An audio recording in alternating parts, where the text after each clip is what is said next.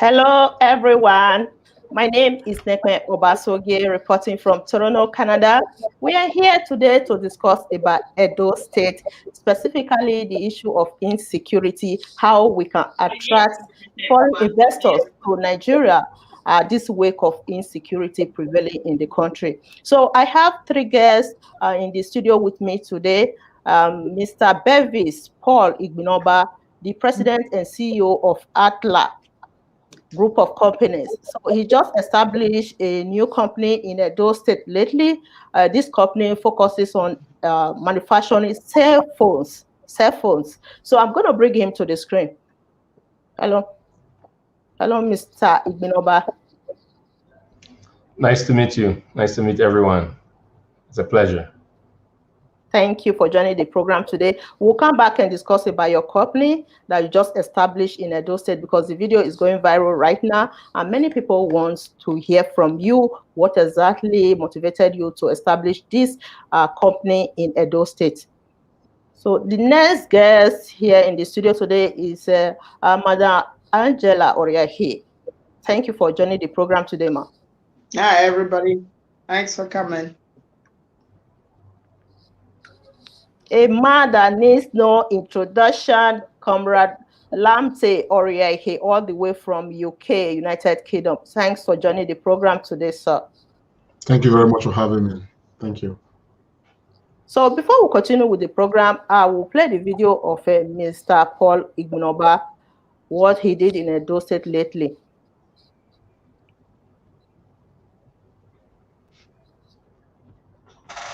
Africa Computer and Technology Literacy Awareness Program, ATLAB, is a Canada-based company that is into mobile phone manufacturing and solar panel technology. President of the Benin Solidarity Movement Worldwide, Eda Curtis Ugbo, commended the initiative of the Chief Executive Officer of the company, Mr. Bevis Paul Igbinoba, for investing at home, pointing out that the company, when fully operational, will provide job for at least 500 Edo youths. Eda Ugbo says the time has come for government and the citizens to begin to encourage Edo sons and daughters in diaspora to come back home and invest with a view to bringing socio-economic development to the state. He appealed to the Oba of Benin to prevail on those who are disrupting the construction work at the permanent site of the company at Ovioge community opposite Ekiadolo Junction, Benin City, to desist from such acts and allow development to come to the area. Brothers, sisters coming from diaspora to come and invest in their own land, they should be encouraged. So we are calling on the state governor. We are calling on our Oba, our royal father, the Oba of Benin, Oba Atokpe, to support this our son, this our brother. Let us encourage him so that he can create employment for our people. We learned that some people are encroaching into his land. That is why we are actually here. He had just started developing, and people have been encroaching on the land. So we want those people to desist from encroachment into this company land. The Chief Executive Officer, ATLAB, Bevis Paul Igbinoba, explained that the aim of establishing the company in his ancestral home is to see how mobile phones and solar panels could be produced locally. Mr. Igbinoba disclosed that ATLAB presently partners with a number of technology companies around the world, particularly in Denmark and Canada, adding that apart from providing employment for the youth, there will also be transfer of knowledge and technology to Edo youths. Bottom line, we want to bring the best of technology around the world home and see how we can actually produce this ourselves at home. One of them is producing mobile phones. Our mobile phones is branded as Lumigon. Right now, those mobile phones are produced outside Nigeria. Our website right now, the regular phone like this is going for about 130. The reason is because it's produced outside. And if we produce inside, we produce in Benin locally, you can drag this very powerful phone down to as good as 20,000, 30,000. So this is the reason why we believe that we can get our foot in Benin. ATLAB Company is the manufacturer of Lumigon T3 mobile phone. Joseph Egage, EBS TV News.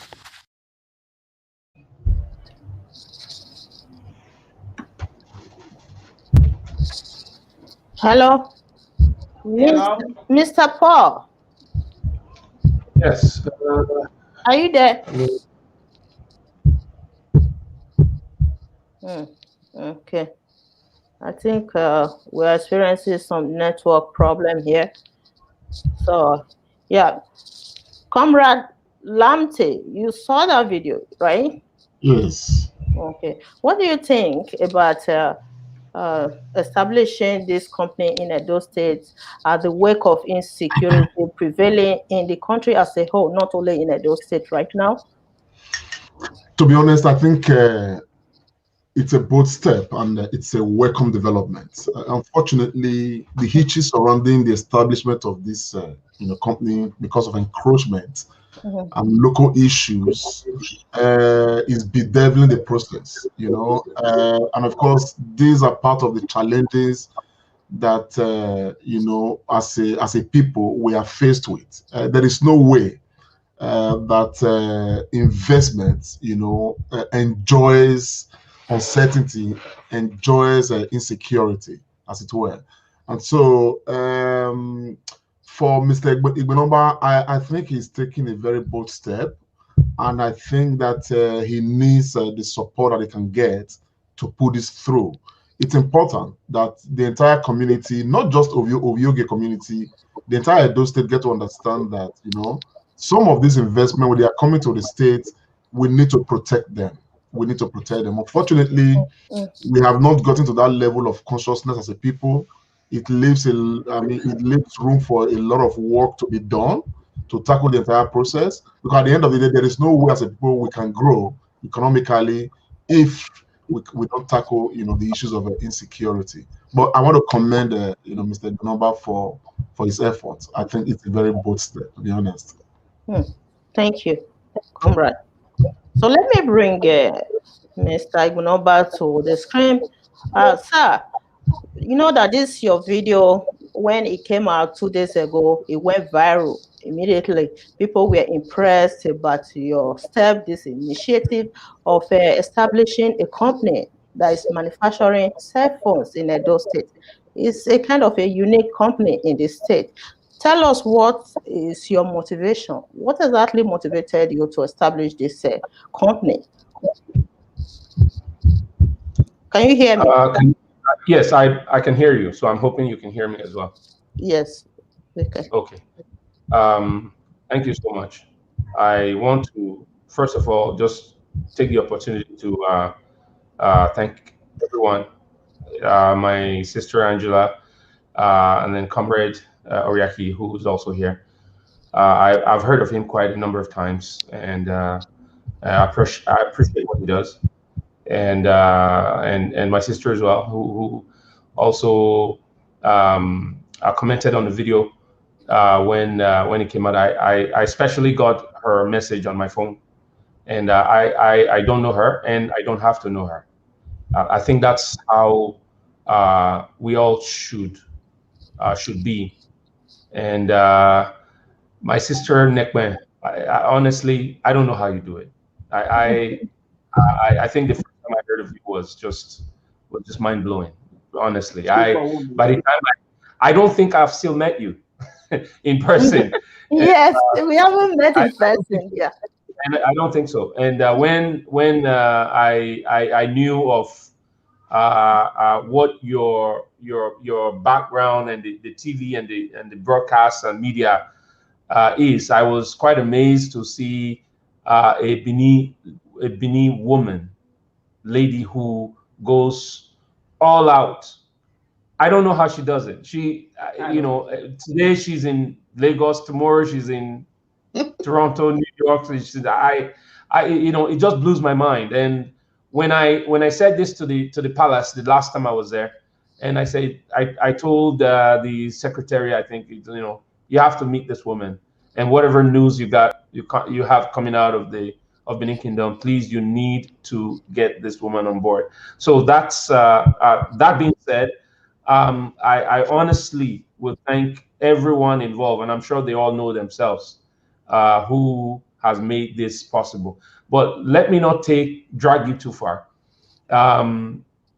We we actually started the Atlas project in Benin in 2001, and I remember we had a conference, and we decided right within the conference for us to see the Oba of Benin and get to the palace and see and let him know that we're in town, we're doing something in town, and we're from Canada, and we're So I think what transpired then was just letting him know that we're passionate about technology, and we would like to bring it into Benin, and at that time, and I think we started assembling computer systems, and we have laptop that was as thick as 3 inches, if you will. So at that time they were quite huge. So and His Royal Majesty asked us, what exactly do you want to do? We said we want to establish in Nigeria, and we need space. And right there and right then, and we donated the first computers to the palace ever. But at that time, computer was huge, was big. The screen was massive, was those big boxes that you normally would see, and the laptops were quite thick. And we donated it, and he wanted a laptop. I remember flying into New York to get a laptop for him. And as soon as I crossed the border into Ontario, I saw people hanging, just crowding the whole place and stopping traffic, watching TV. And I was wondering what was going on. And we got out of the car and saw the World Trade Tower falling. And I was right there in Lower Manhattan, just close to the World Trade Tower at the time, just before I left that very early morning. I probably left around 5 a.m. or so, and the Trade Tower probably fell about maybe 10. So I could remember that vividly. So what happened was we got back to Benin, and he said, it's wonderful. Here is my original document. This land is supposed to be my personal land that I was going to build my home when I was a Daiken of Selu. And it just, I tears came out of my eyes. I said, this is a testament. This is something that we need to really appreciate. So he gave it to me, and then a whole bunch of us with the chiefs went to the site. The community took us to the site and showed us where the land is, and there we were. Everywhere was bush. There was nothing there. There was no, today, when we started developing a few years ago, of course, your normal, which I thought was normal. Community came out, give us this, give us that, and come and do what we call Olu, Agbolu, And what is it going to cost us? What is it going to, So I thought it was just really something simple, but it went from there to people coming out and say, I've been looking after this land, and we've been looking after, on behalf of for you guys. And thank you so much. The normal American Canadian mentality. Thank you so much. Thank you. Thank you very much. That is not enough. Thank you is not enough. Thank you is not enough. Thank you so much for looking after it. And we'll see you tomorrow. That didn't work.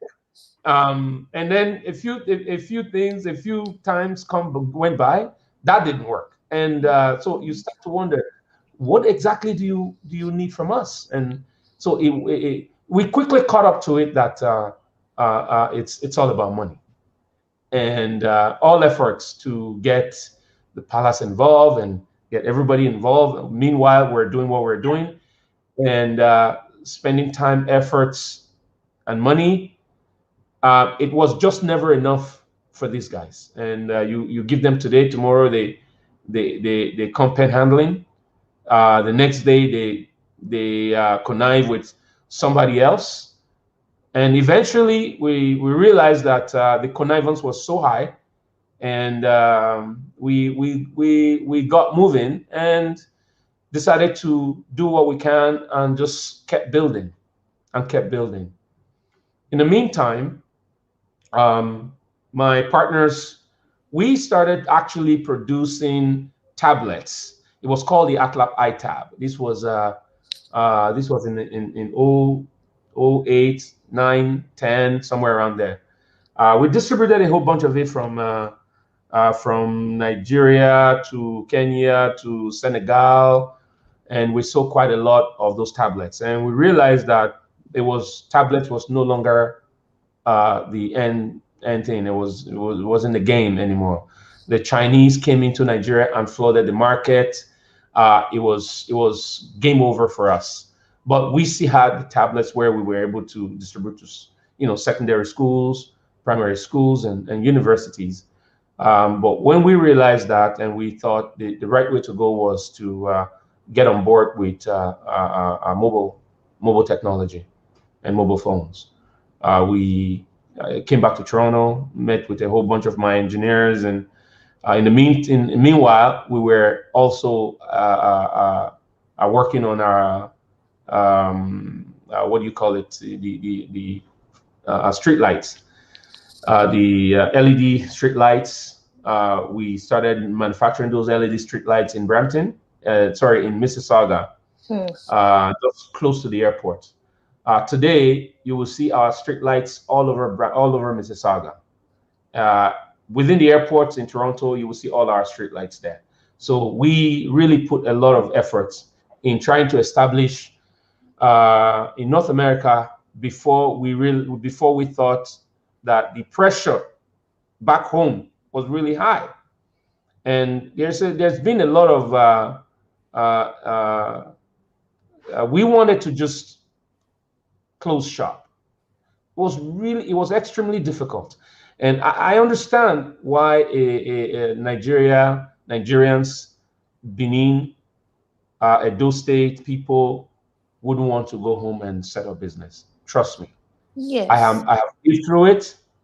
I have gone through it. But it's gotten to a point now, just to cut the story short, where I have now come to believe that I have my father buried at 5 Junction. It is the only grave site you will see at 5 Junction. If you go there now, you will see my father's grave there, Reverend L.I. Igbinoba.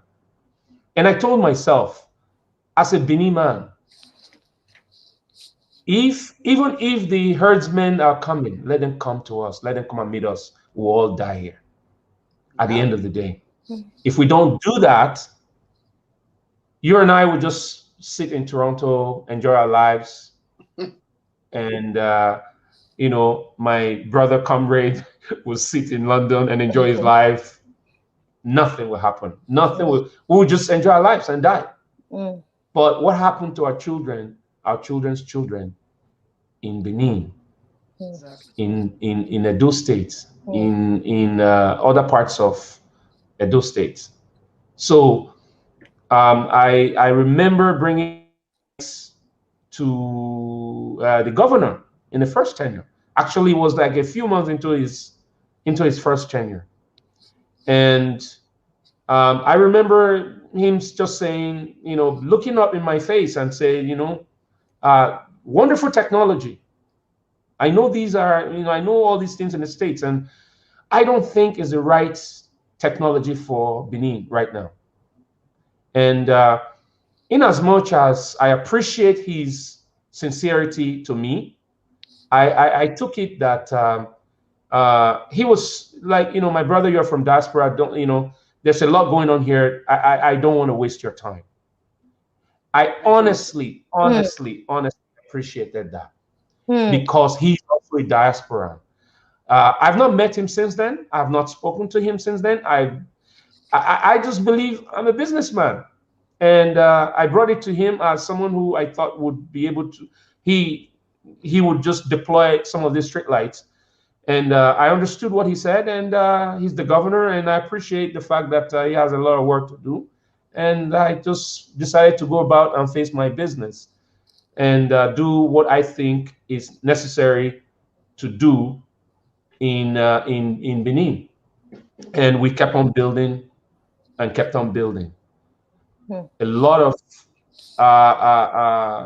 of issues with somebody claiming they own the land from way back when, and no matter what documents you bring, somebody has something to say.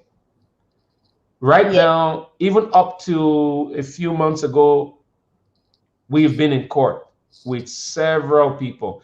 The reason is when someone goes to court and the court calls you, you have to go.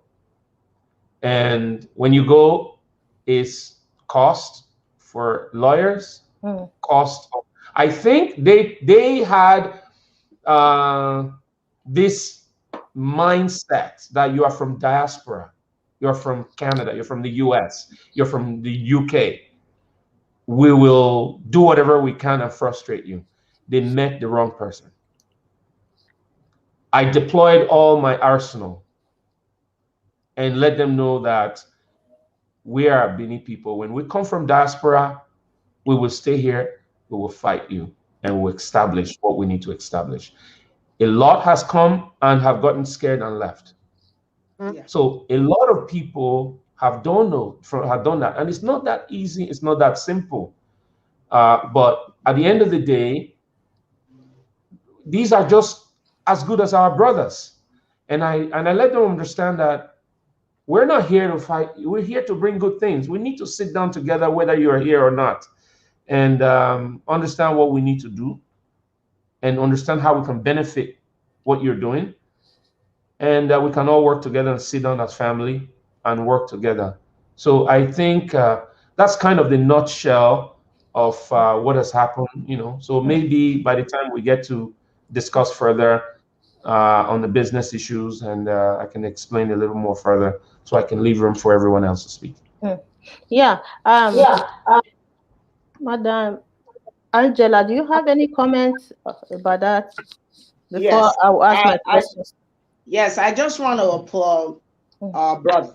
I'll tell you, that mindset of yours is my mindset. When you start doing something as a woman, they'll say, "Oh, why are you acting like a man?" Well, if you're not moving, I'm gonna move. So we move. Like I said, if you go into my Facebook profile, this is what I've been fighting over 4 years. Not even 4 years. I've been fighting more than that, but 4 years of intense stuff.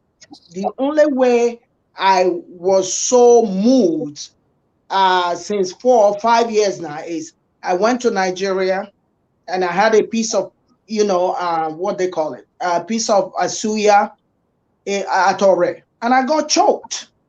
Came to Benin, came to the first hospital. Nobody could help me. And I am a medical person, and I'm trying everything that I can to save me, because I came to save lives. Sometimes I go to Nigeria. When Nigeria, for the past 4 years or 5 years, I'll go to Nigeria 2 times a year just to do assessments and all that. But I want to let Edo people know that we are Edos because we live here.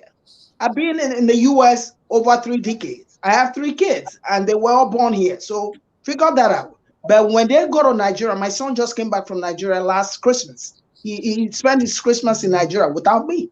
So that's how much my children love Nigeria, even when they are complete American. They go there. I told them both sides. So we are not going to be lost here. This is our foundation. This is our heritage. Don't scare us. I have 2 businesses in Nigeria. The only way I started in Lagos is the vibe we get in Edo State especially. And I'm saying this loud so everybody can hear it as it's involved. Don't treat us as if we're outcasts or we're foreigners or we're not indigent. Don't give us hard time, because when we come and establish in Edo State, we are trying to help the state. We are trying to boost the economy. We are trying to alleviate poverty. We are trying to help the youth who have gotten education without a job.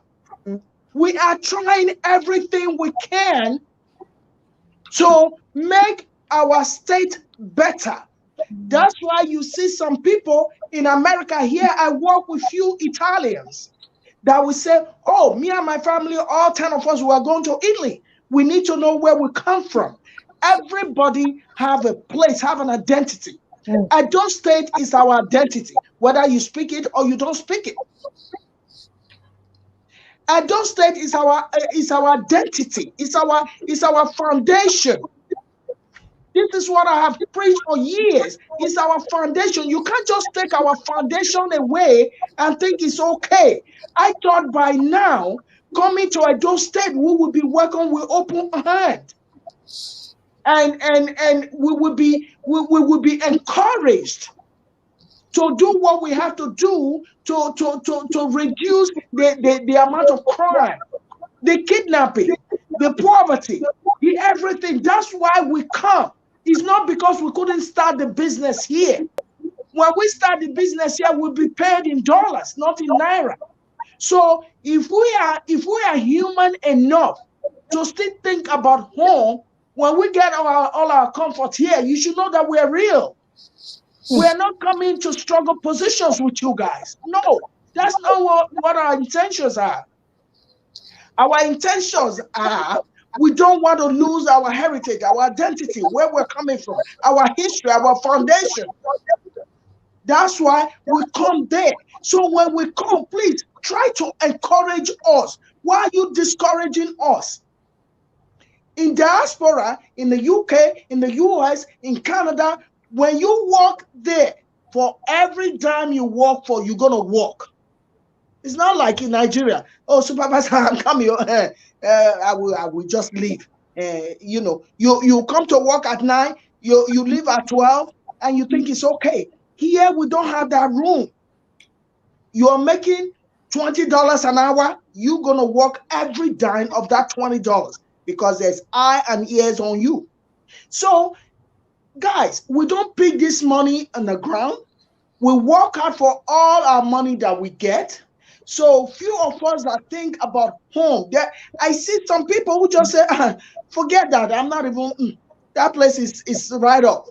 When people say that, my heart bleeds. But can I blame them? I can't. Because we have come home and we have seen the frustration. I got frustrated in Lagos too. Oh, City Hall. Oh, buy this. Why did you put this sign there? Why is the other sign there? I had to pay 100,000 for somebody to let me put a sign on a road, on a bus stop. They said that school district, that the owner of the school buy the whole area. Who does that? Like Nigeria as a whole, make things easy for us. It's too frustrating when you are trying to help people and they're bouncing you right back. Exactly. So and I understand where our brother is coming from. Yes. For us, look at China. How are we going to develop if we're not encouraging this kind of person? I've never met him, but I will get his number because I am ready. I am ready to even bring people from my village to learn from his technology. We should be backing each other up and help each other out. I've never met him. When I saw that video, I was so moved. I sent it to everybody. One of my friends in Tennessee, my best friend, she was jumping. She said, this is what I'm talking about. This is what the Nigerian youth need to keep their mind busy. So what is our problem again? I think they need awareness. These people, they need a kind of awareness because they should be cognizant of the long-term impact of establishing companies in the States.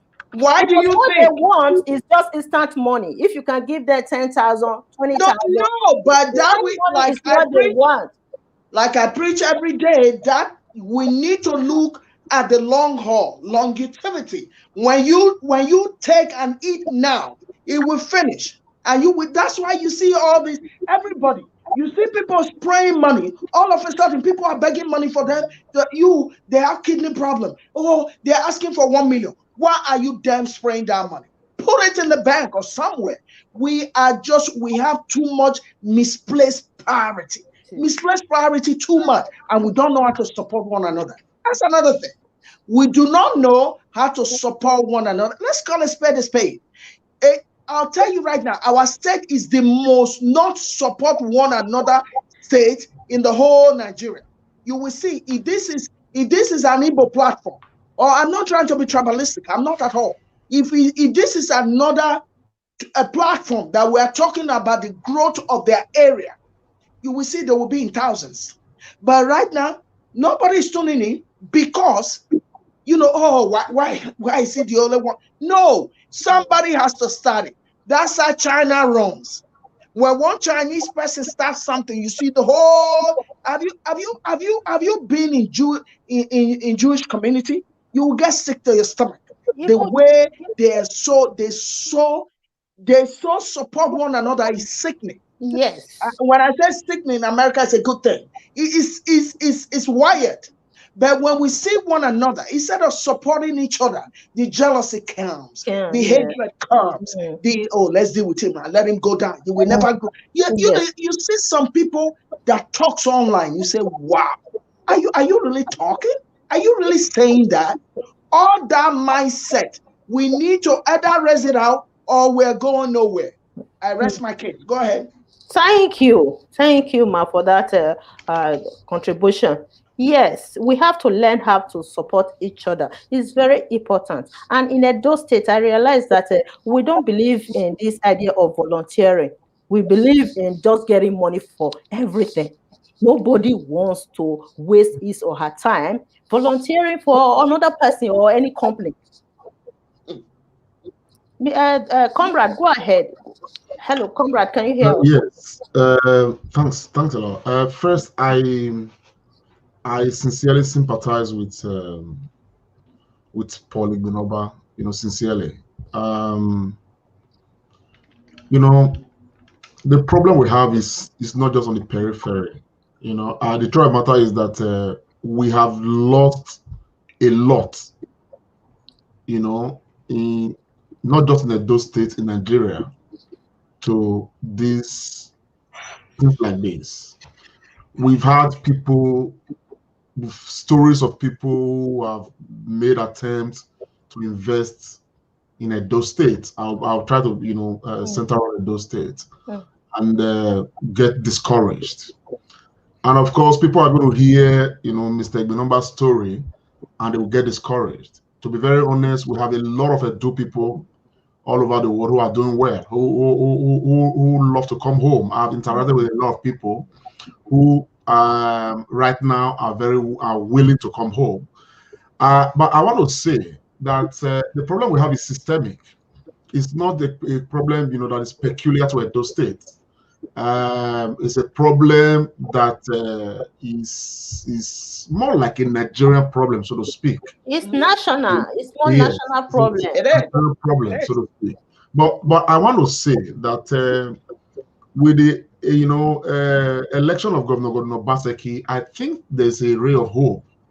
A ray of hope because the governor himself understands, the exact situation we are in, and he knows some of the things that he wants to employ to, ensure that Edo State gets better, particularly in this regard. We need investment. There's no doubt about it. The entire state today, definitely is awake to the realities of, the impact those in diaspora can make, to changing the entire, economic structure of the state. And I've had interactions with a lot of people, those in diaspora, friends of Edo, who are willing to come and invest in Edo State. Okay, and based on some of the things we know, and of course the commitment of government to changing the landscape, okay, some of us are confident. I just don't want anybody to be discouraged. First, I like the doggedness of Mr. Igbinoba, and I think that everybody who is willing to come and invest in Edo State, okay, should not despair, okay, should come in. But why saying that, I actually think it's important that all of us, when I mean all of us, I mean, from government and of course to every sane-minded person, we must all take it as a responsibility to know that we need to protect the investment environment in the state. For instance, the news that the news about Igbinoba's business and all of that, and the challenges it's getting right now. I would expect that It should be a matter that same-minded persons around, whether they are from Oyogi or they are from wherever they are from, authorities should be interested in this matter. Okay, and I think that there is a need to put structures in place to secure investments on ground and investments coming into the state. Okay, this is very important. It should be a priority to governments, not just to government, but to established institutions, and of course to individuals. You understand what I'm saying, and all of that.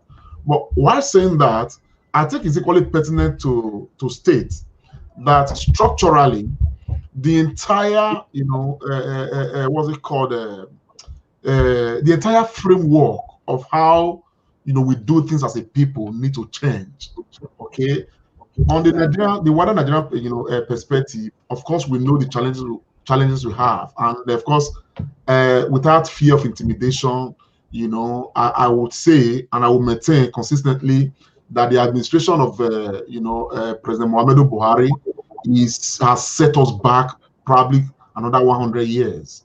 The right thing for the administration of Buhari to do right now is, probably for the president himself to resign, because he's not in charge, and let's get Nigeria right. That is one. Exactly. Then but I want to leave that aside. The reason why I mentioned that is because whatever we do at the level of Edo State, okay, as a people, there is no way ultimately it is not going to be impacted by what is happening beyond the boundaries of Edo State. Yeah. But my advice, on this public space, to the government of Edo State today is one, that looking at the way Nigeria is running right now, okay, and of course the lack of adequate commitment by the south region of Nigeria, I think that Edo State should be run right now, as a sovereign state. A sovereign state. Let us take over everything. Let us take over security. Let us take over economy. Let us take over everything.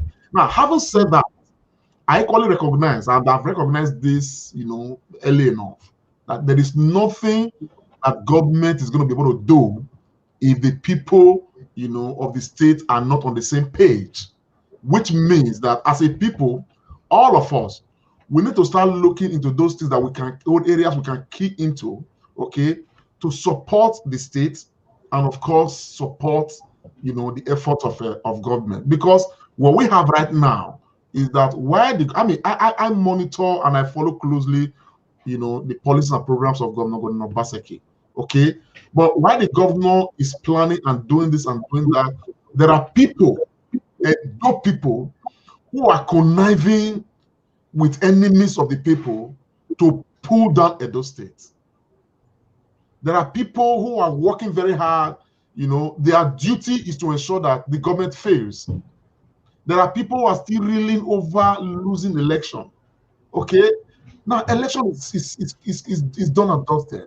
We have a governor, irrespective of whatever opinion you hold, where you stood. I thought that the right thing for us to be doing right now is to think of Edo State and not think of Obaseki.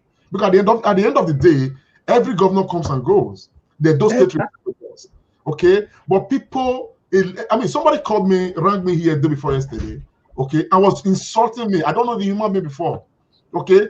And the reason why the person was insulting me was because, I did not support the opponent of the governor of Edo State. Okay, get over it. I've just listened to that human being, who just talked and talked and talked. And I thought that, it is not, that's just a microcosm of what the situation really is. Because there are a large chunk of Edo people who are still very much, in denial, okay, unable to actually come out to understand that where we are right now, the state we are right now, is a state where we leave all interest aside and think of Edo development. Okay, exactly. It is disheartening. It is sad. It's heartbreaking that a Edo man, okay, who is excelling technologically abroad, decided to come home and invest in Edo land, a place that ultimately, may eventually, directly employ over 100 or 200 persons. You understand? 500. And okay, 500. You understand? And when you look at it in a cumulative term, any institution that employs 500 people, if you look at the cumulative arrangement of that, okay, we are talking of thousands of people eventually. Exactly. There's going to be a chain of employment attached to that particular investment. So it's worth protecting. You understand? And when Mr. Igbenegbu stated earlier that the governor told him something, you understand what I'm saying, and all, and he was happy that the governor was honest. I think that a right-thinking governor should actually be honest. However, having said that, I thought that Mr. Igbenegbu would have explored, okay, other strands to say, okay, maybe this time may not be the right time. Okay, probably the governor said that because he wants to put structures in place that will better guarantee future investment. We now look at, okay, how do we marry our investment right now with the timing of what government is looking at? And how do we assist government, okay, to securing Edo State? Today, because of the advent of the insecurity situation in the state and all of that, the initiative of having the vigilantes and all of that came up.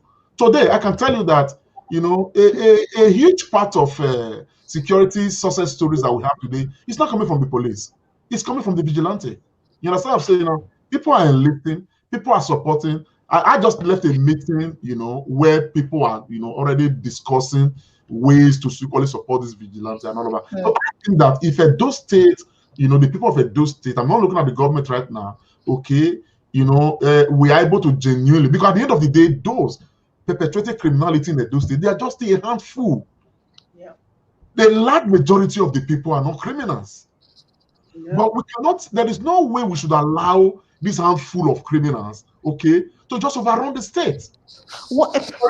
Comrade, I have one insight about that. A few years ago, when I was in school, I read about the government of Philippines providing lands for its citizens outside the country who are willing to invest in Philippines.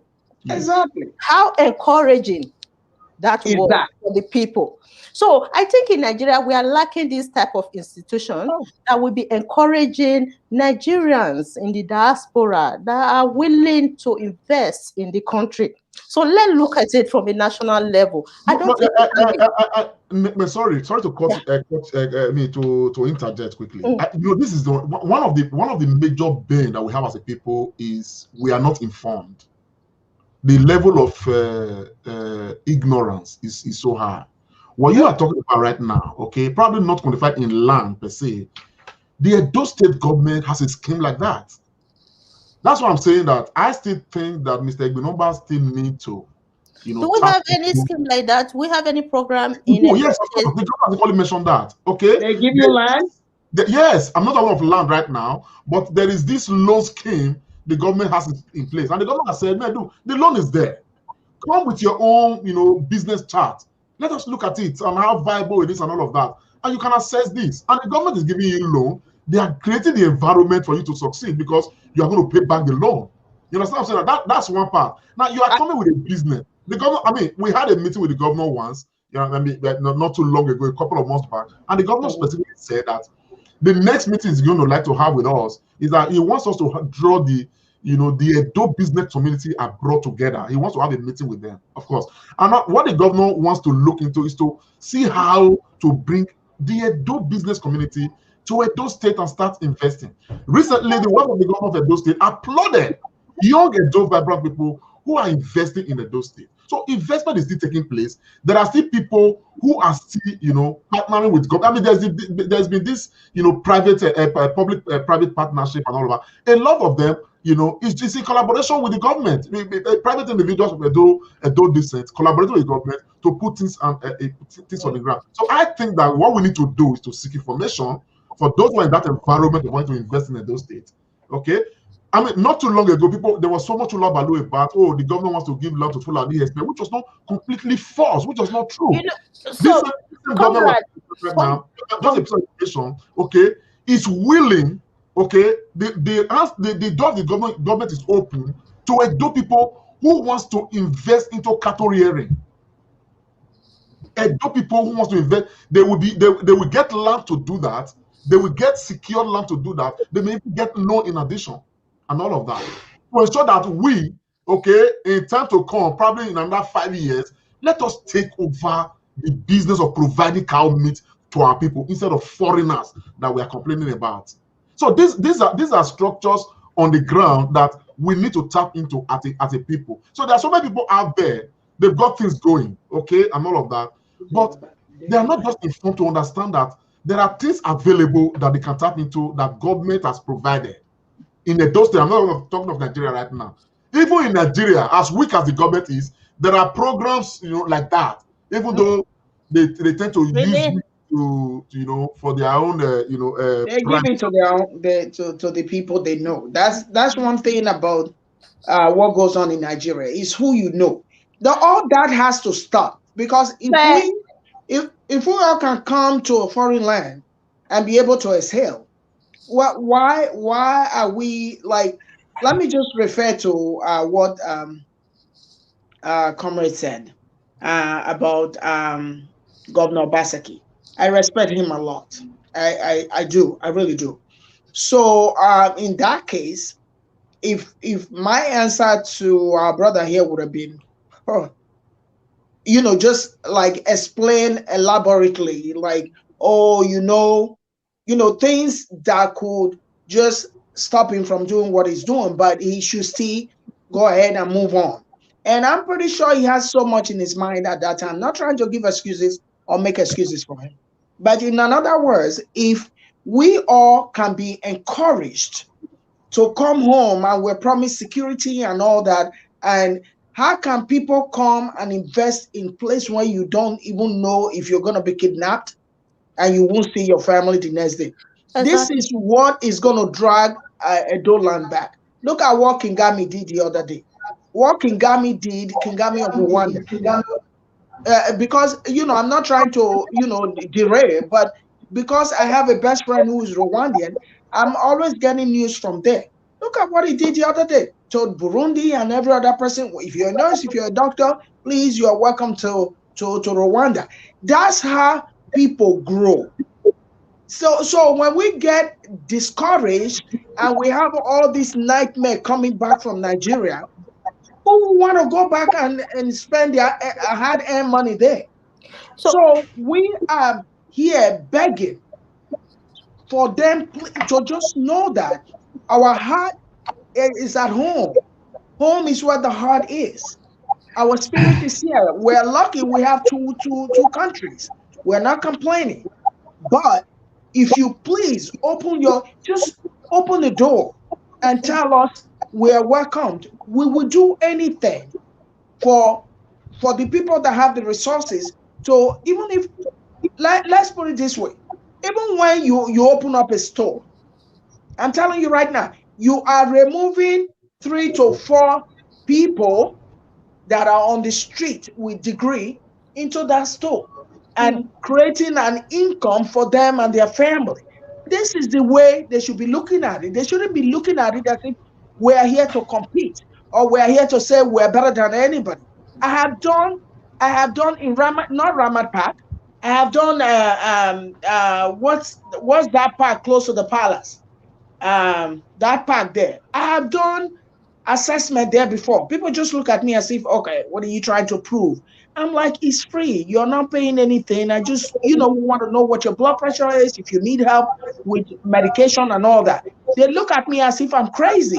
Like, you can see the look. I have to meet one guy. I said, brother, what's the matter? Why are you so unhappy? Why are you so mad? He said, nothing. Because the way he was looking at me, I thought he was going to eat me raw. All that unfriendly behavior and all that. Maybe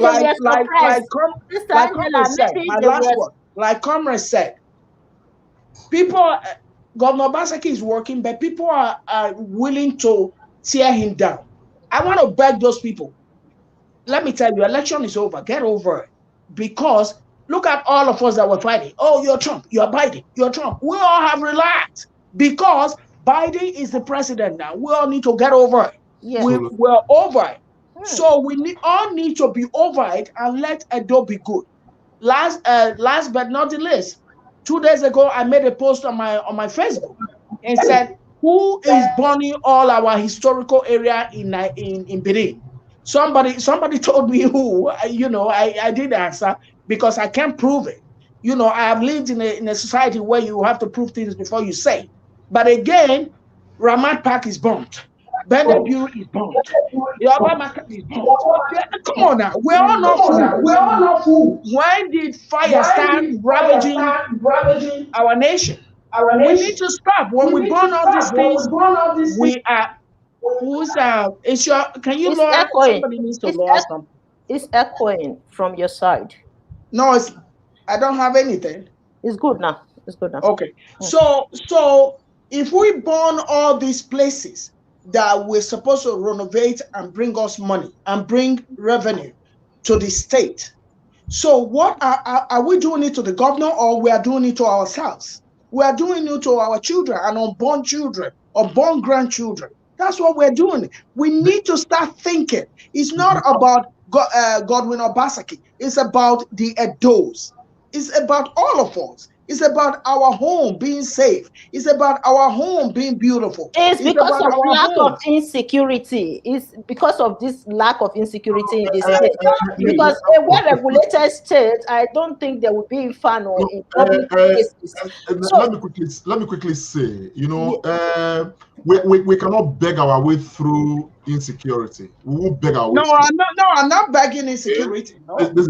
I must establish that. The issue of insecurity in the state, I can tell you that a lot of Edo people are part of the process. Even when we talk about herdsmen, this, they are living with people in the land. You understand what I'm saying now? Just this evening, I had a meeting with some people, and I did make them understand that we have internal insecurity issues, and we have the ones that are coming from the external, beyond the borders of the state. But in all of them, somebody inside the state, some people within the state, they are conniving at all ends. The ones inside are conniving with those that are joining them. The ones coming from outside, they have those too that they are liaising with to carry out whatever they are carrying out. Because at the end of the day, the Benin man says, you understand what I'm saying now? Now, I think that we must come to that realization that, look, this matter is our business. The third matter is that those cultists, those cult boys killing themselves out there, they are children of somebody. When they were growing up, some of their mothers and their fathers encouraged them to be criminals. Shielded them when they were growing up. What were we going to expect? And all of that. Now, that armed robber that just killed somebody the other day at Aduwawa, is living somewhere in Benin. There is somebody in that same neighborhood who knows that this person is a criminal and armed robber. Why is that person not giving that person up? Exactly. This is the awareness we are talking about right now. If we want the state to grow, look, there is so much the government can do. There is so much they cannot do. Because at the end of the day, the issue of security, it's a matter that boils down to what all of us can do collectively.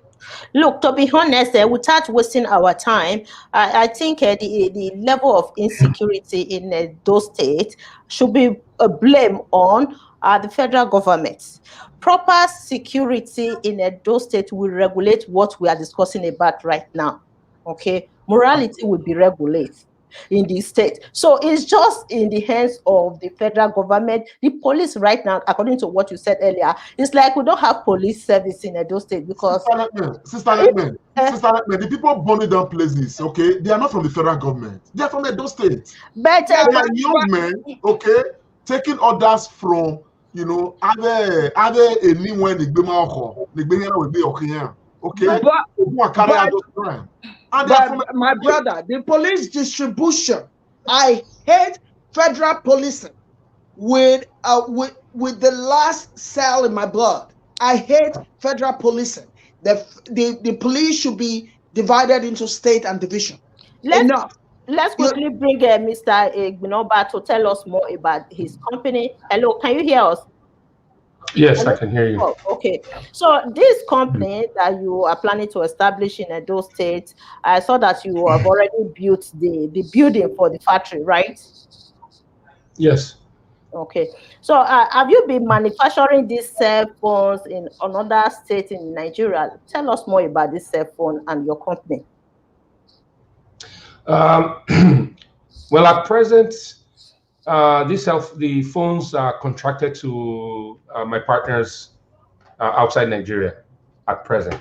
What happened was we had hoped that we would have been able to start actually assembly last year in Benin. That would have helped us at least to make the ground announcement at that time. But my partners all came into Nigeria. We got to Benin. We got to the site, Mm.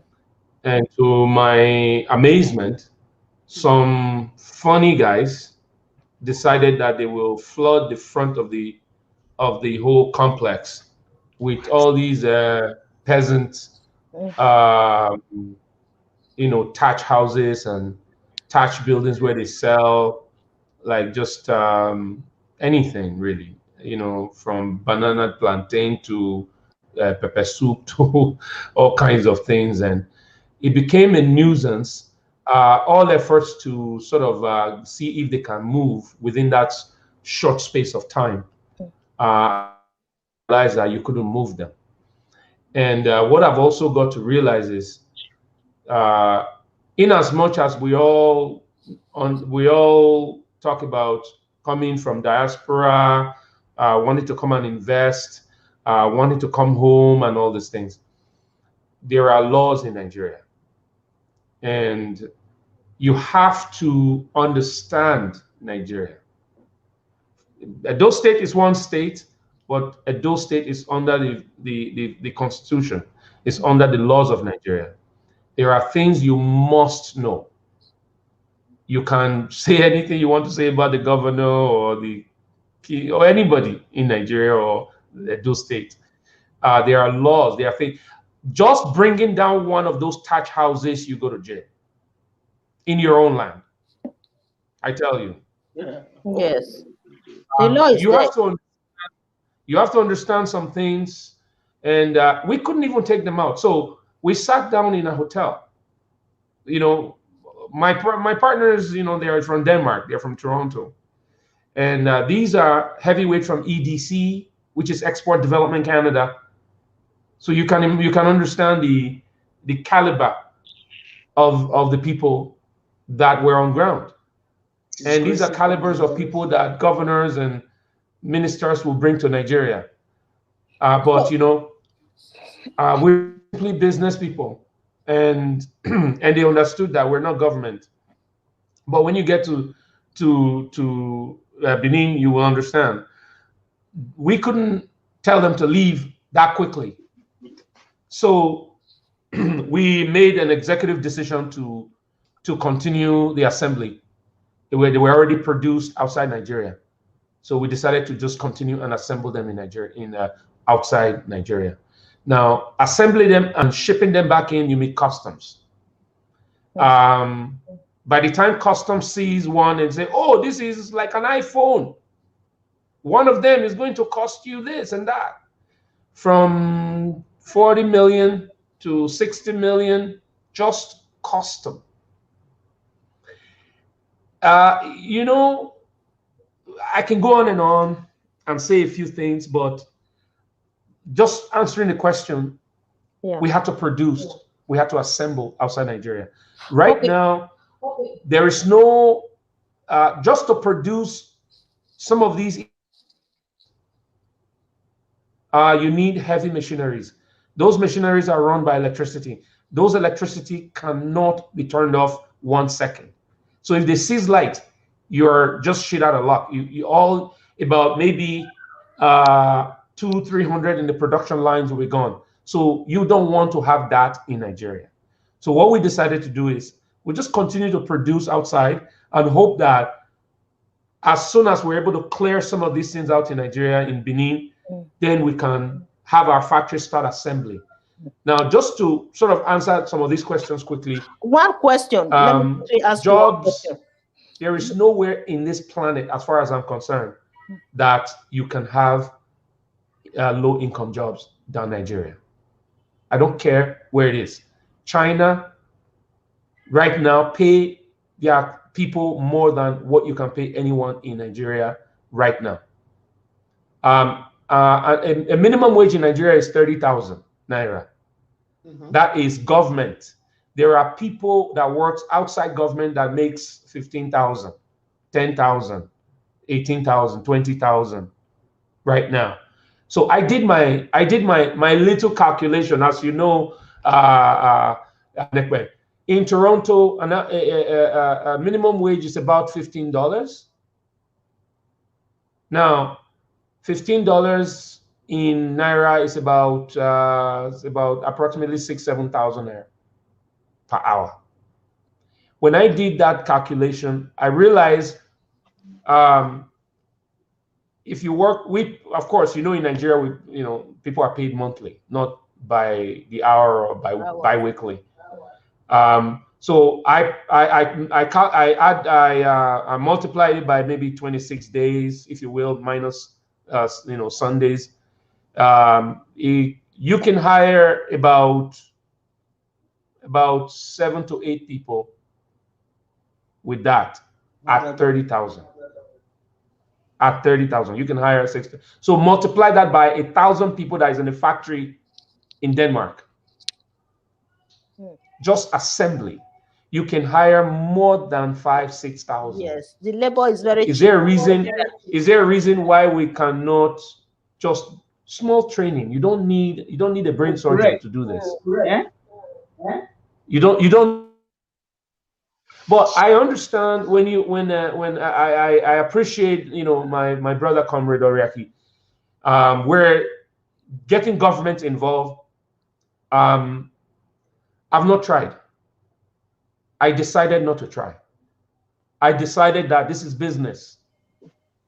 If you want to do business of cow, you have to go and if you want to rear cows, you have to go and start your own abattoir or your farm and rear them. It's business. It has nothing to do with government. Yeah, there's one question, like what Comrade said earlier.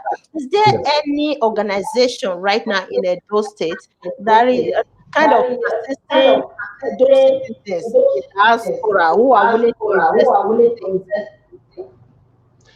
Well, I would just say this. There are, like the Comrade said, there are a lot of programs, even CBN. They came to our office, our head office in Abuja here.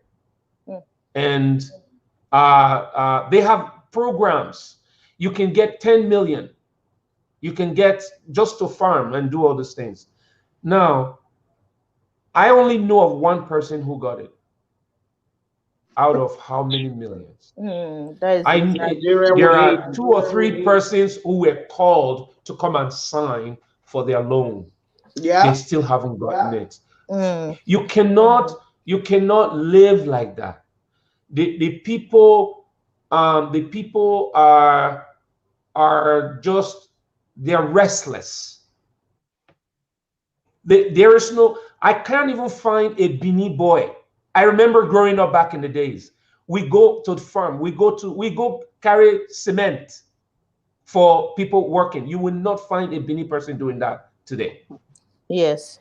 Most people you see working on our site are not from Benin. Benin, yeah. They came into Benin to hustle. It's You're a problem. Right. It's not just the government. It's not just I have list and list of them. Sometimes I look at them, where are you from? When I ask this question, I want to know if they're from the community so I can help guide them on what we can do to help. There is none. There is a lot of, as the comrade said, there's a lot of young people. It's all about money.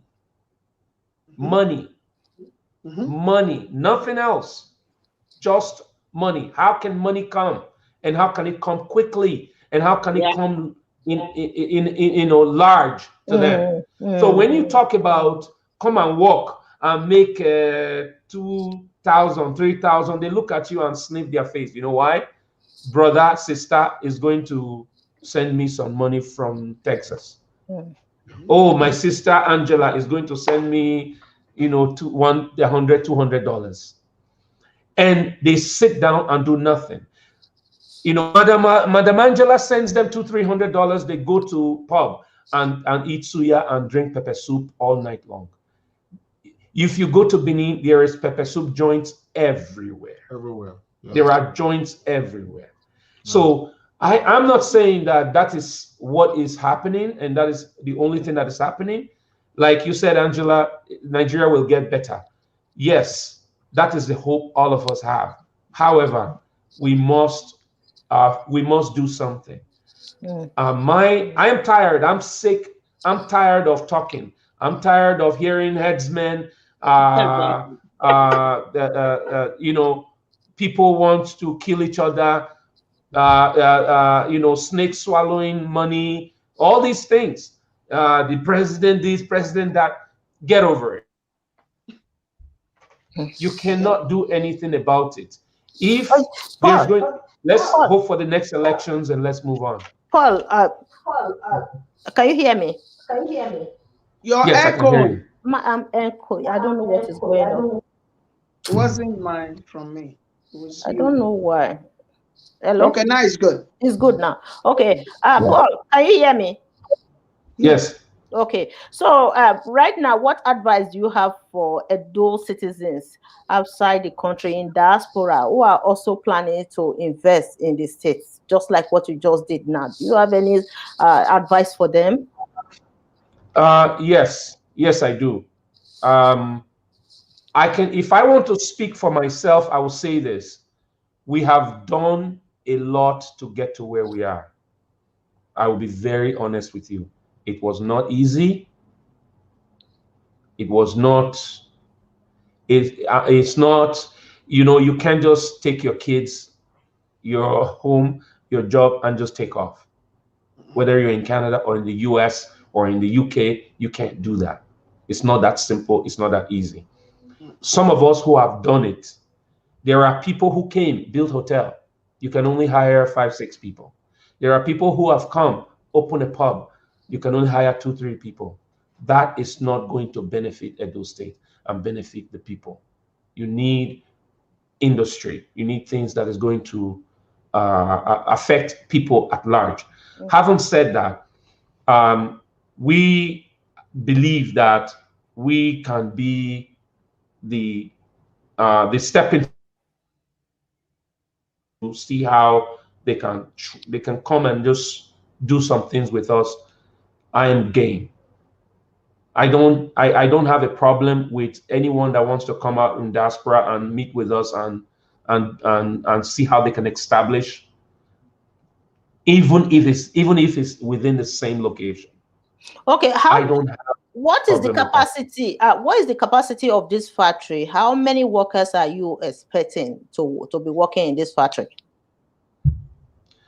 First thing is the number can range from to about between 1,000, 2,000 that works within the assembly. Now, there are a lot of other jobs that, you know, we have our data backups and you have people that work out of home that works on data that from storages and hosting to all those things within the right technology. We have people that design apps that can work out of home for these phones. We have several apps that our phones are going to be working out of. We have several, even our Android systems from Android is localized with us, so we can always have people who can work. So those can take quite, you know, a few 200-300 as well. So there's just a number of things that can happen within the complex, from maintenance to other things. On top of that, we have a go-ahead from our partners in Toronto to actually start assembling all our street lights. I'm not sure if you have seen some of those street lights. If you go to 401, by 401, just by the airport, you see all those bright lights. Those are all our lights, and they are produced in Mississauga. So we can assemble them here. If you go to the Abuja airport, the Lagos airport, our lights are already deployed there. So these lights were shipped in from Toronto. We don't have to do that. These LED lights are good. They are really excellent bright lights, and they can last for quite some time. So we are going to also be assembling those there, and that's another 200-300 people to work in those assemblies. So we believe we are ready to do what we can, and with great appreciation to His Royal Majesty, who has thrown his weight behind us to make sure we continue to work. And my understanding is the government has also heard about what's happening, and they've not called my attention, but I have heard that they are ready to help out whatever comes into the state. For the diaspora, it is not a problem coming to Benin to establish. I'm telling you the truth. It's not a problem. You are hearing about all these things. I fly into Benin and fly out all the time. It's not a problem. What you hear in the media is a little escalated than the reality on ground. Absolutely. I can tell you the truth. Yes, exactly. It's a little extra. If I say a little, I'm being a little modest, but it is actually quite escalated than the reality on ground. The people who are doing these things are just flesh and bone like you and I. They just want a little piece of what's happening. They are scared of you. If you make them understand that they shouldn't be scared, we're just here to work together. What do you want? I know you need money. If you want 10,000, I just have 5. Manage this one. Trust me, they will work with you. And it's not to be scared to go home or do all that stuff. Yes, the government programs, government is not supporting. You can say whatever you want to say about the governor or whoever. The governor is doing the best he can, but don't look at that. That's my advice. Come as if you want to do your business. As if you want to do business. Just come with your business and do what you can. Get your land, get your thing. Start. There are other things that I'm doing that I've not even said. I brought in pigs in the US. Pigs. Those long pigs that does not even exist in Nigeria. It's lovely. Some just gave birth to about 24 pigs. Each one of those small pigs are 114,000. You can train these young people to do this farming. The CBN have a program. It's not just technology and all this. Benin is Edo State is the fertile land for any crop. You can do those things. The only thing we need to beg the government for is what China is doing. You think China is crazy? They're not crazy. You know what they're doing? They come to Nigeria and partner with Nigerian government. Please allow our goods to come. Allow the goods produced in China to come. Allow the goods. So what happens? There are peasant farmers, people who are in China, has heard that their government has made agreements with Nigeria, with Cote d'Ivoire, with all these other countries. They produce in their backyard. Yes. They don't have factories. Yes. They produce in their backyard. Their backyard becomes a factory. And then they bring this to Nigeria and written what? Made in China. That is all the Chinese government wants to hear. So why can't I produce something in Nigeria, in Benin, and said made in Nigeria? So I spoke to my sister the other day. I am so excited to one day when our next product comes out, I want to have made in Benin Kingdom on one of our phones. Oh, I can't wait. It will be exported and sent out. So I believe we can do that. And as of today, we have people ordering this phone, and the people are ordering this phone even from the States. People are ordering this phone from Australia, from Canada, from the UK. Guess where they're ordering it from? They're ordering it from Nigeria. They didn't believe that these phones were actually coming out of Nigeria. But today, the phones are in Nigeria. All the parts are in Nigeria. If you are looking for parts, you want to order parts from our phones, you have to call us in Nigeria. And for the first time, that is happening. So I'm honestly grateful that this is an opportunity for us. Anyone, any diaspora out there who wants to partner with us or just need advice from me, whatever my experiences are or whatever we can do to guide and help each other. If I need you, trust me, I'll call you. If you hang up on me, I'll call you back. You know, exactly. So there's no point in raising your shoulder, you know, oh, you know who I am, I'm a big man. Forget that. Do your business and let's move on. And that's my advice. So, you know, so I have a question for you, brother here. I have a question for you. So thank you for all you do and thank you for all you're still doing. And I love your mindset. If you have a question, call me. That's how we should be. That's how we grow. That's how Chinese people grow.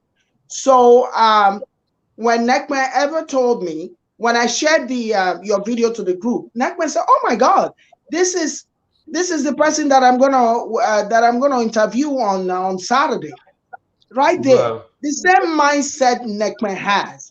And Comrade Show just said, I don't follow you too much, but I know I followed you a lot during the election. But you know, just as somebody's calling him to cuss him out just for election that was gone. Like pack that behind like throw that away. You can't carry all that baggage and think that you're gonna move on. Like positivity is the rule. I have an NGO. I'm a humanitarian. So now, all I'm thinking after she told me she know him, I said I'm grabbing his number. All I'm thinking is my village. I'm from Mission, but my father and my mother came from two different parts of Mission. But I'm thinking of my father's side. How I'm gonna grab all those youths that don't have no job and bring them to Benin and pay for their training there. That's already in my mindset. But when we keep saying, "Oh, you want to say now, you know, pass," what you must let people shine. When they bring an idea, let them shine. Because when you want to shine, you will have your days of shining. So we must back one another up. Nobody. My father always said he's an educationist. He said nobody is useless. Even the madman on the street, you have something to gain from. The only way you will lose is when you think the whole world revolves around you. Don't think people beg money all the time. No, it's not all about money. When people pick up the phone to call you, listen, you might pick one thing that will help you for life. That is just a fact of life. So this, our brother, anybody that is doing well, doing something for Edo State, we're gonna back them up and blow them out. Yes. Because that's how every country is get blown out. Yes. Yes. Yes. We are living here in the diaspora, Canada, for instance. Yeah, you were going to ask me a question. I think you wanted to. Sorry. And that's the question. Before Nekma came in, sorry. That's the question. How do you guys train? And how am I going to get some youth? Even if it's 10 at a time that I can afford, that's fine. But I know I also have friends who I'm saying, this is what I'm doing. Come on, cheap, $1, $2 in. And they're there for me.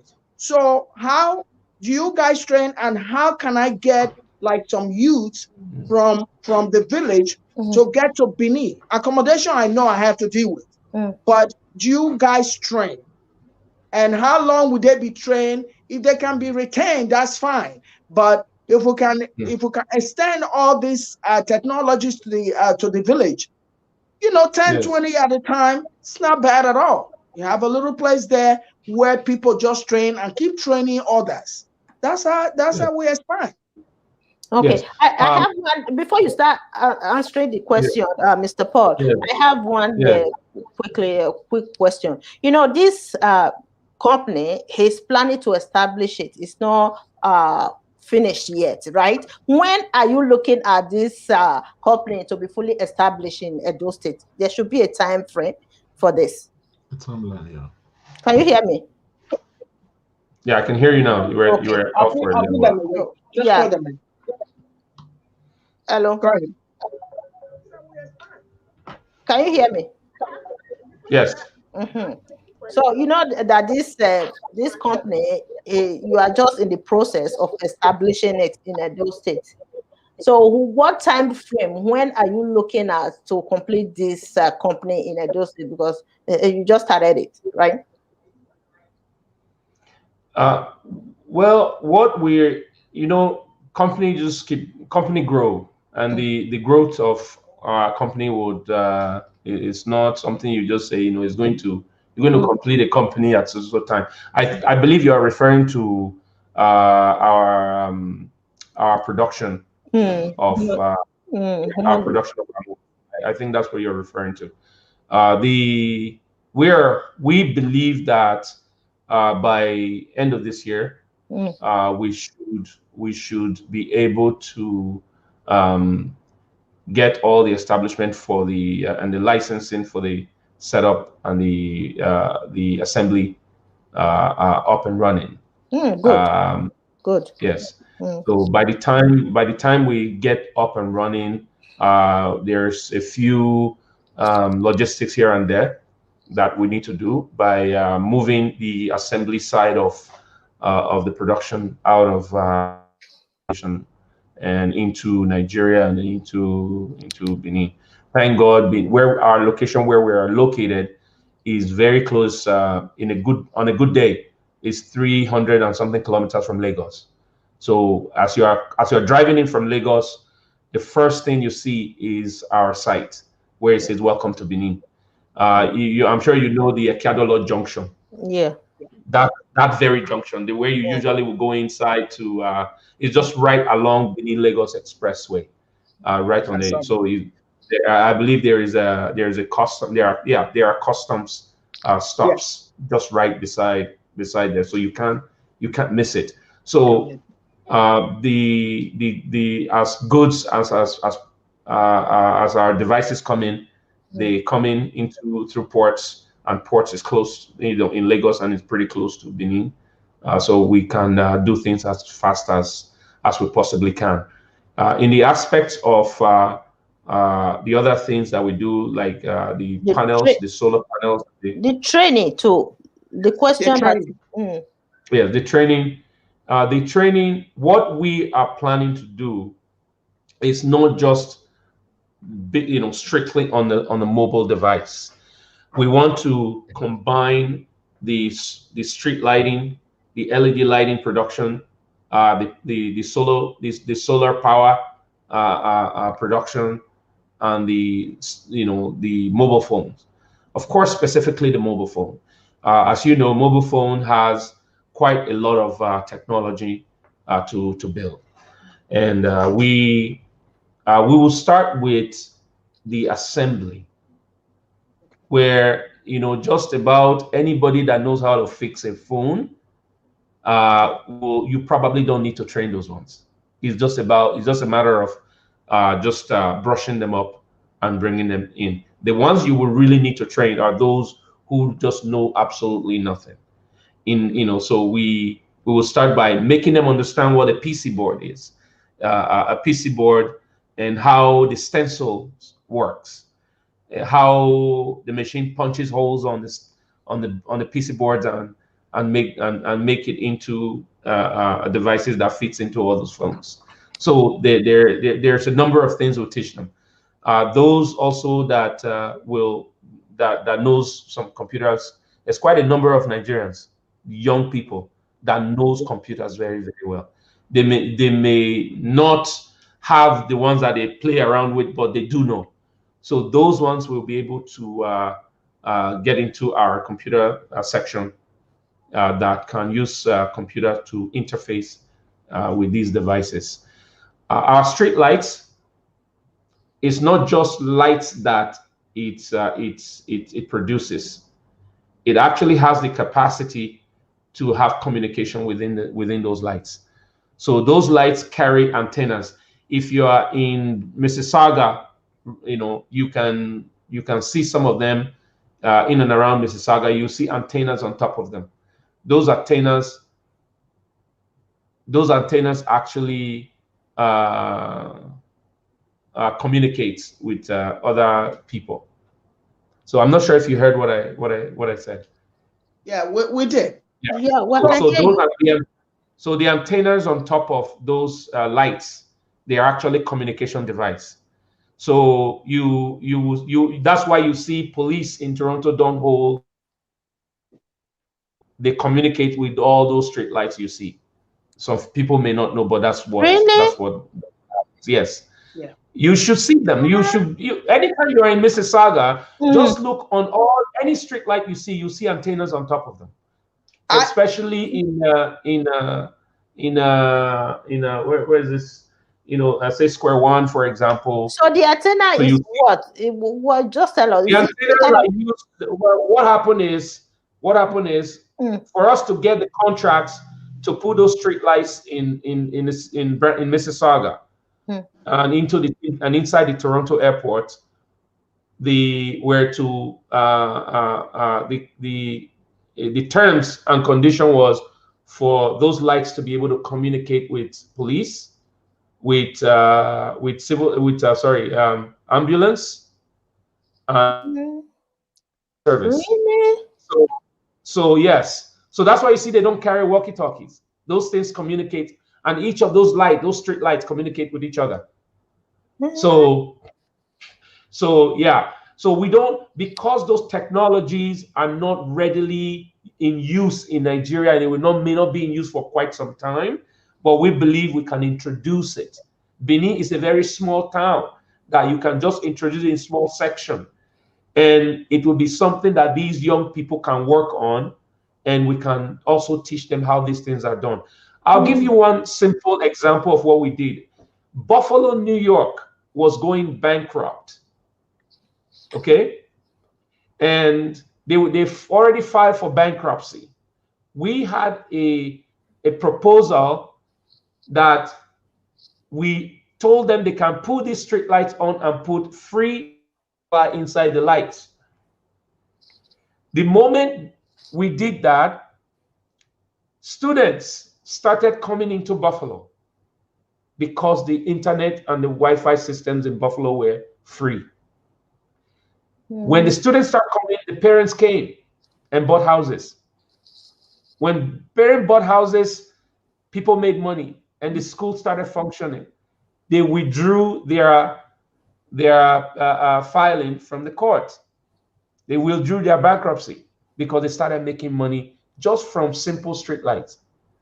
So I'm not saying that we're going to replicate some of these things, but it's a gradual process. I understand somebody saying, oh, Nigeria, you cannot save Nigeria. Nigeria is gone. Nigeria is a dead place. Nigeria is not, Nigeria will never get better. And I've seen some people, that is not exactly true because you are not God. And the land, the air you breathe in Nigeria is all the same. They all belong to God. The problem is just you and I. So if we can have some of these understanding with each other, Nigeria will be okay, at least from a starting point. Yeah. So what are the requirements for the training of the youth?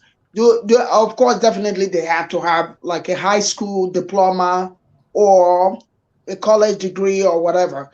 But do you want them to have a basic computer literacy, or do you want them to just be a high school, have a high school diploma or a college degree, or what are the entry levels? So I know what I'm looking for when the time comes.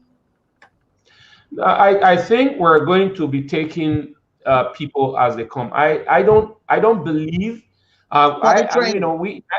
I have a number of team that are working on different areas of recruitment and development and things like that.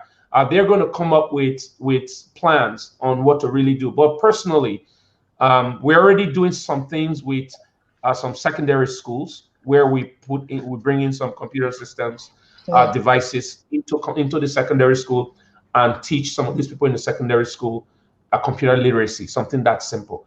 But some of these young people already have knowledge of computers. So we're not going to say because they don't know or they don't have knowledge of computers. If they don't know, we'll teach them.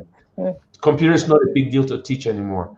So we can teach them some of these things and look at what level they are in. We take them at what level they are in based on, as soon as we're able to, know the number of people we're going to start taking. Of course, community around closer to us, and then we go further to start looking outward.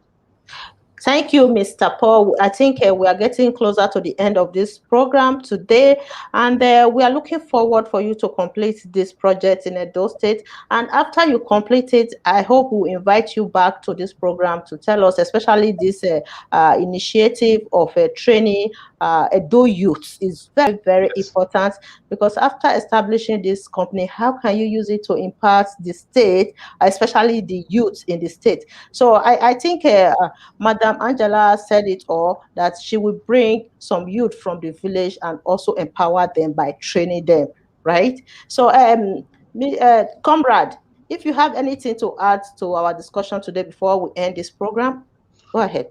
The only thing I think the premise that this program was laid was the issue of insecurity in the state, and of course how the state of insecurity discourages business. Yes. So on the last note, all I want to say is this: Edo people that are complaining, majority of them, if you ask them, the househelp they employed in their houses, okay, they are non-Edo people, they're Hausas or Fulanis.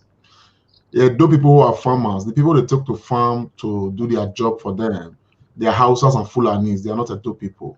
Edo people who are employers of labor, most people they employ in recent time, they are not Edo people and all of that. So I think that if we really are honest about tackling the level of insecurity in the state, we need to look inwards. We need to understand that some of the some of the practices that we have right now, okay, they are not sustainable. They are, the kind of practice that will, be counterproductive. We need to, and for those people, young men and women who are just shying away, you understand what I'm saying? And Monday, Tuesday, Wednesday, every day of the week, we are in church. We're not doing anything. And somebody's telling us that life is going to be transformed because we pray. Let's not deceive ourselves. Let us be serious. That one is just too funny. Yes. Let us be serious. True. Let us understand that our land currently is being eroded, and we need to take over our land. And in taking over, we need to go back to the farm. We need to go back and start doing those things that we are refusing to do right now. There is no reason why anybody should be employing somebody from a non-Edo person, a foreigner, to become a househead, to become a bricklayer, to be this, to be that, when we have our Edo people.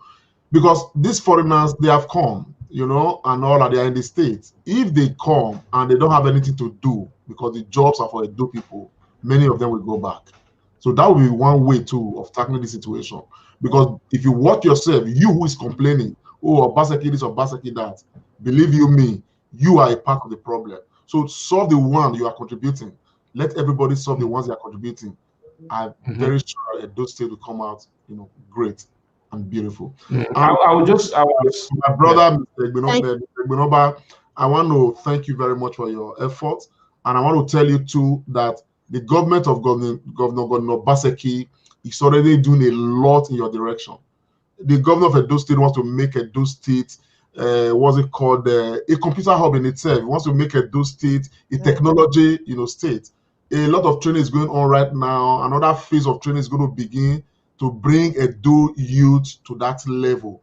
So at the end of the day, you're going to establish your company, and you're going to have a lot of people who know what they are doing, who are going to be very useful. And of course, the training continues to bring Edo to that very level. And your contribution to the state is huge. And I still believe very strongly that you still need to have a chat with this government and see how this government, can help protect your investment and, of course, increase your base. Thank you very much. Thank you, comrade. That is a very good one. Thank you. Thank you so much. Mr. Paul, I really appreciate that's a good advice right there.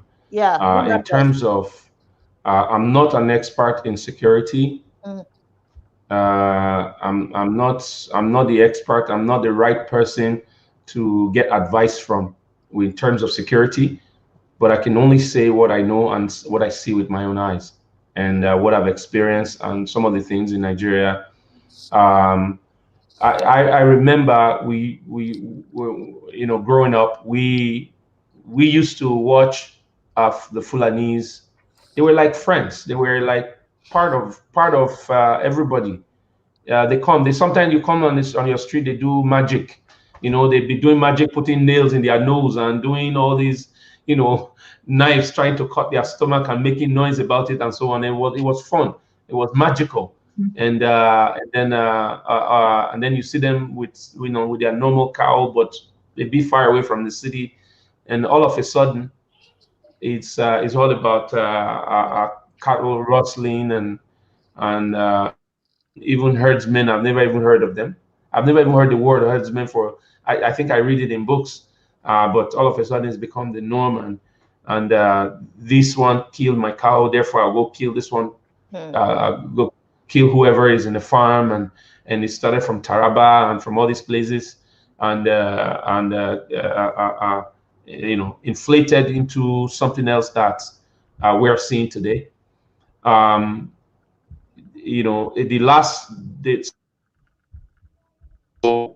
These workers in the farm, they were Fulanese, and they basically just cornered the guy, someone who hired you, someone who is paying your salary. You just cornered him and killed the guy, and all that stuff. So there's a lot of insecurity. But as far as Edo State is concerned, I'm sure the government is doing a lot they can in trying to help the security issues in Edo State. I'm sure they are trying to do whatever they can. But as far as security is concerned, if there is no security, establishing business is almost useless. Exactly. I know what I have spent on my own private security. It is extremely expensive. If you want to secure yourself and protect yourself, we became our own security, our own protectors, and so on and so forth. So if government comes to partner with us and just say, look, we're going to be behind you and things like, of course, it's a welcome development. It's a welcome issue. And I will embrace it with open arms. Nobody should be an enemy to government whatsoever. Nobody should be an enemy to any governor that becomes a governor. Regardless, I'm not a politician. I don't belong to any party whatsoever. I'm not interested. I don't have a card to anywhere. Even church, I go once a year. Nobody writes my name in any. All I want to see is the goodness of our people, the goodness of Edo people, and we bless His Royal Majesty Oba Atokbe. Yes, sir. I believe whatever we will do in Benin, in Nigeria, in Edo State, we should all put heads together and let them see that we are not afraid to do what we need to do. If we're afraid, the enemy will gain more muscle against you. Yeah. So that's the way I see it. Meanwhile, you do whatever you can to protect yourself before the government shows up.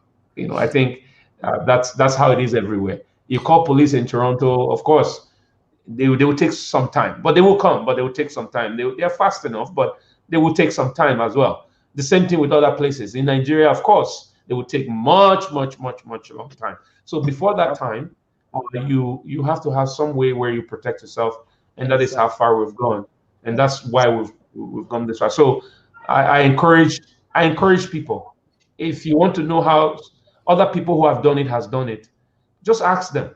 Me, I would never be afraid or shy to tell you how I did what I did, and for you to be able to do the same.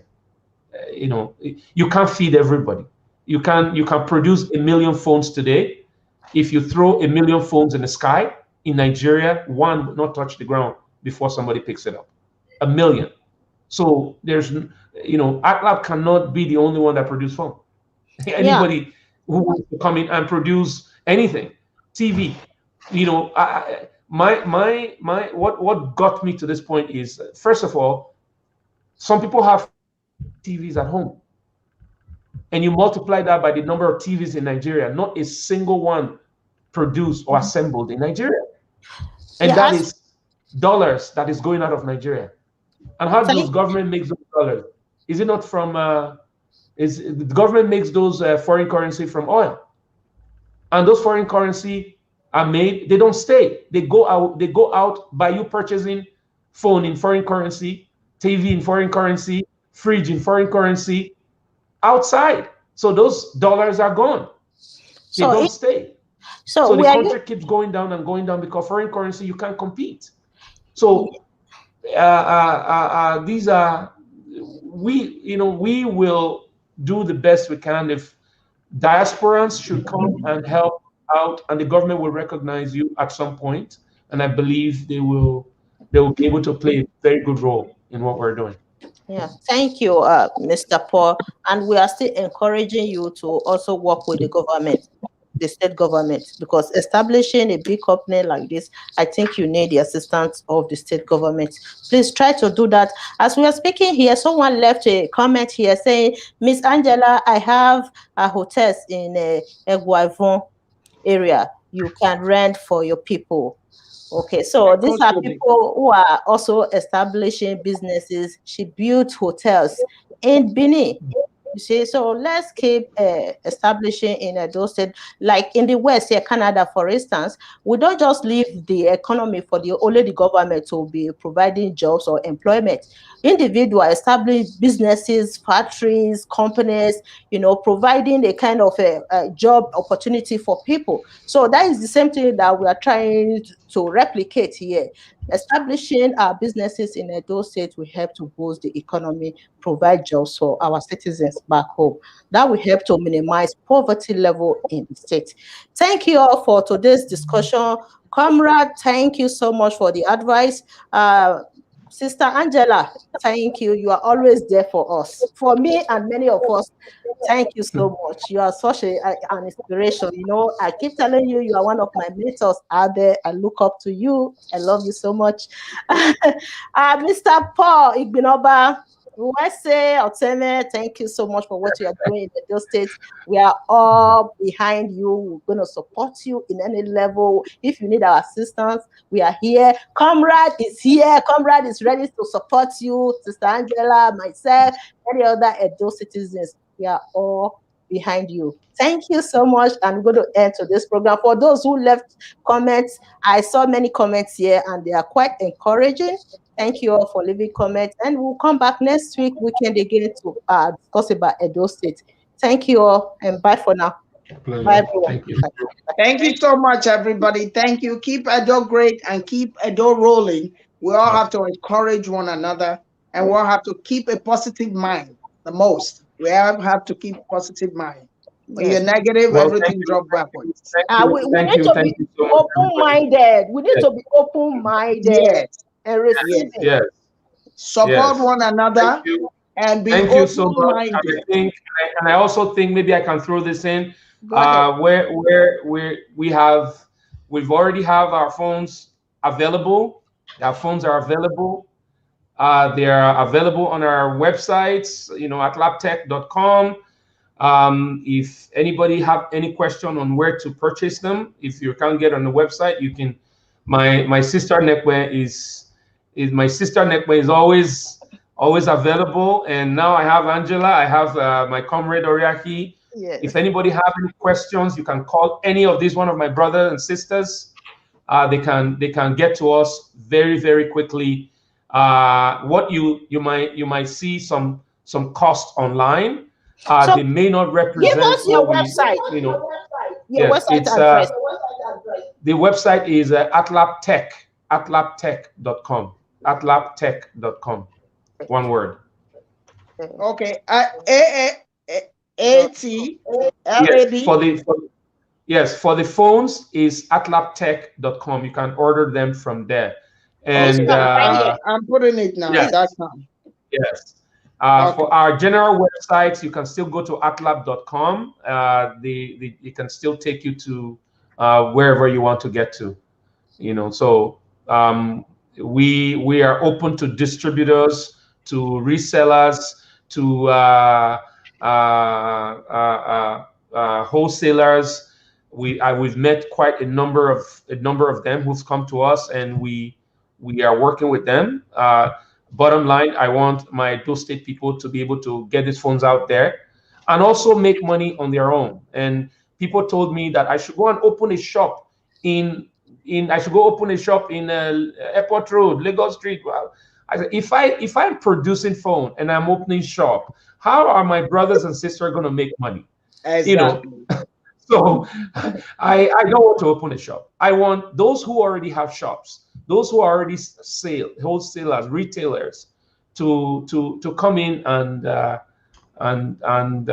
they should come in and partner with us and get these phones. The ones that we know we can partner with, we'll partner with them to make sure they get the phones to the market and so on, while we keep doing what we're doing. I appreciate everyone. Thank you. And we got your back. Yes. We got your Thank back you. 100%. Get it back. Thank you We so got much. your back. Like We got your back 100. Thank you so much. And, by the way, the phones are a bit cheaper, if you call us directly or if you come with us directly. But if you go to a website, it will say, it's 130,000. But I'm sure with us, you can, once you call us directly, you can get them a bit much cheaper, and it shouldn't be a problem. Okay. Mr. Benamba, I will request your contact from Neckman, and of course, I'm sure we're going to have some matters of interest to discuss as time goes on. Yeah. So I will. What happened? Yes, I will hook you guys up. Okay, Yeah, of after course. the program. So, thank you very much for having us, and I think it's been a very wonderful time with you. Thank and of you. course, Thank to you. everybody online. The camera show, I never know when you're coming on live. I usually do live videos too, so I will be looking out. I'll go ahead and request you also, and so that when you come on live, even when I'm at work, I can always share it to places also. We just have to be supportive of each other. Very important. The whole world is big enough. The internet is big enough for all of us. So absolutely. We need to be positive. Comrade is doing a lot in Edo State, a lot. If we have to discuss about what he's doing in Edo State, we'll be here for another 1 hour. Let's just put it next time to discuss about that. He has been doing a lot. I'm so impressed with what he's doing in Edo State. Thank you so much, Comrade. Thank you so much, Comrade. Thank you. Thank you. We appreciate you. We need like zillions of them there. Yes. Thank you, ma'am. So that is the end of today's program. Thank you all, and bye for now. Thank you, everybody. Have a wonderful weekend, everyone. Bye for now. Yeah, bye. Bye.